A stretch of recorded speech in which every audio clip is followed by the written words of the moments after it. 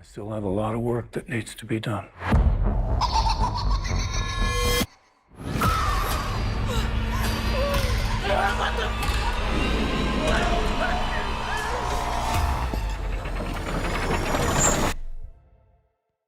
Saw 10 is out, baby. Oh yeah!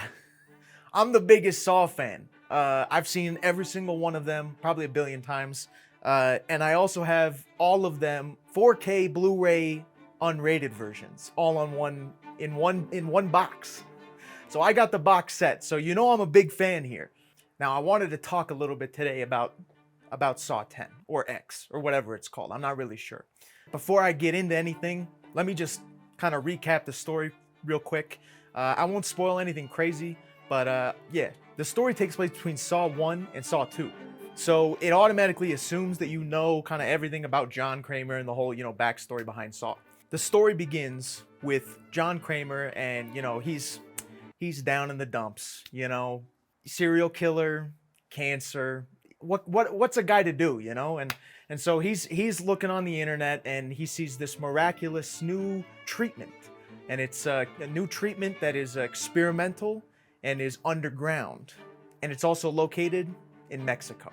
So John Kramer is like, you know what? Why don't I give this lady a call? So he calls her. They set up an appointment. John then flies down to Mexico. He shows up to Mexico, and of course, everything is yellow because Mexico is yellow, apparently, in all filmmaking.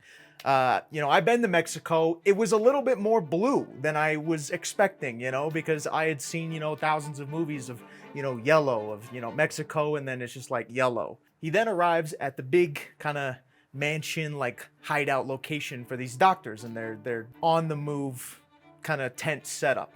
So he goes in and they, talk to him. They give him this, good pep talk. They give him all this motivating stuff. They're telling him stuff like, John, this is gonna save your life. Like, there's a moment where John asks him, like, What happens then? and they go, the rest of your life. Your whole life happens then. And you're like, oh man, I can't wait. Hopefully John Kramer makes it, Because deep down inside, we all want to see John Kramer kill more people, It's the morbid curiosity in all of us. What are we gonna do, We love it. So he then goes in for surgery. They operate on him, and then they tell him, wait a week or two, then you can take off the bandages. He wakes up, the next day. They, give him a bunch of prep stuff, to help him out over the next 2 weeks, and then they leave. He kind of chills in Mexico for a little bit until one day he notices something a bit strange, a bit off about the procedure. So he pulls off his, bandages, and what do you know? They didn't perform an actual surgery. They scammed him. Big time scammers, okay? Not only they scam him, but they stole like $300,000 or $250,000 from him. So now, big bad John Kramer is a little mad. And we all know what happens when John Kramer gets a little mad, right? Over the next week or two, John Kramer, he schemes, builds up this whole contraption location where he puts all of those people into a trap. And I mean, hey, listen, if you've ever seen a Saw movie, I bet you can guess what happens next. I won't spoil the ending or anything like that. I mean, it's Saw. Wait, what do you think is gonna happen? I mean, come on, it's pretty front and center. I mean, the movie is called Saw. You get it, right? The best thing about the movie is it very much feels like it's like a return to the original Saw. The traps are great. I was really happy with most of the traps. I was sitting there, I was just like jaw dropped. I was getting very similar feelings to when you see the first Saw and Dr. Gordon goes up, he grabs the saw, the hand saw, and he puts the thing in his mouth and starts sawing. I'm like, and you sitting there, you're just like that. I was getting those emotions from this movie, which was really nice. The main difference though is that this one is shot completely differently, and it's also from a completely different perspective. It's from John Kramer's perspective. In my opinion, I really liked that. I thought it was super unique and very well done, overall for his character. It really gives you like a deep dive into how John feels about all the stuff that he does, which I really liked. Because we haven't really gotten much of that. You get bits and pieces throughout each movie, you know, but we haven't really gotten a story that totally explores John Kramer as a guy, you know, and I was really happy about that. I really liked that part. For me, you know, as a cinematographer, I was really pleased with how the film looked. They kind of moved away from like the visual grunge from like the original couple movies or whatever, and it's definitely more modern kind of cinematography style. But to counteract kind of the modern cleanness, they made the environment super dirty, and they did the whole movie practically takes place in like one location for the most part, and I really like that location. It works so well for the story. And it's like the perfect amount of dirty and grungy and just like nasty and like, oh, it works. I really liked it. One thing about all the Saw movies that I think we all know is that John Kramer, he's a bit of a hypocrite, okay? Now, if any of you have seen any of the other Saw movies, I think you know what I'm talking about, right? I think you know what I mean. Because on one hand, you'll get Jigsaw, you get John Kramer, and he's putting like bad people, you know, like really bad people that John puts in these traps. Like there's a decent amount of like actually kind of bad people that you're like, you know what, I kind of get it, you know.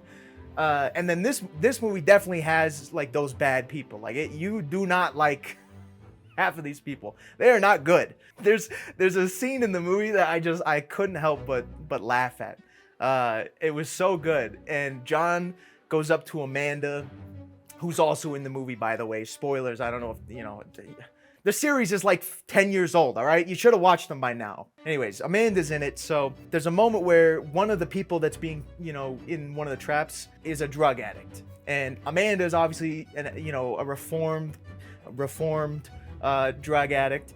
And so she kind of feels bad for the girl. And there's a moment where John gets up, he walks over to her, and he's just like, do not let your emotions interfere, or something like that. He literally walks up to her and just straight up says, do not let your emotions play a role in this.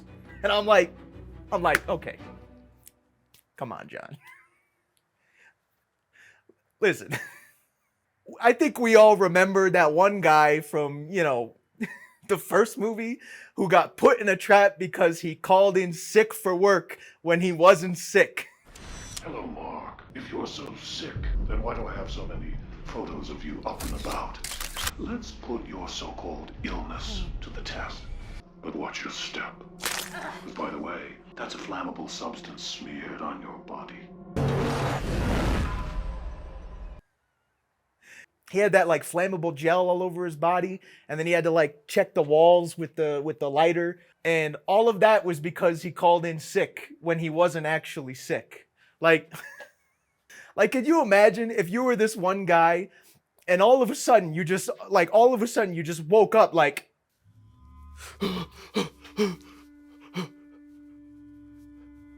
where am I? Help! Help me! Hello? Hello, Matt. For years you've been lying and deceiving those around you.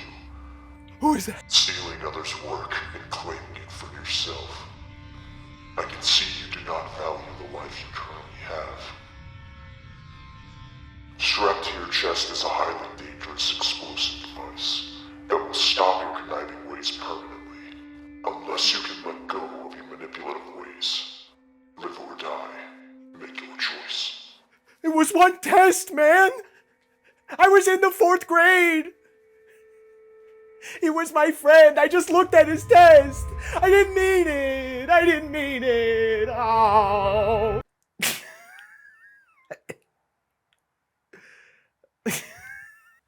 I mean, could you imagine that? That's what that feels like. You're watching it, and some of them, you know, it's like a murderer, and then the other guy, it's like you cheated on a test in 4th grade, and you're just like, okay, John, whatever. The movie's it's a good time. I had fun, and there's a lot of bits and pieces that are like, aren't the greatest, but it's a Saw movie, okay? You're not going in to see an Oscar award-winning performance or an Oscar award-winning cinematography, okay? You're going in to watch people get chopped up. And I think it did a pretty good job of showing that. I mean, I enjoyed it. Hey, listen, I'm a diehard Saw fan, okay? I will defend those movies to the end of the earth. I just really love them. Like, they're one of the most fun horror franchises that's ever been made. And the fact that there's 10 of them, is there even another 10 movie series? Maybe the closest one I can think of is Harry Potter, but I think that's like 8, right? That's 8. Saw has 10. I hope they go to 20, okay? Hey, I want to see him get chopped up even more, okay? It's a lot of fun. And oh, when that Saw music hit, the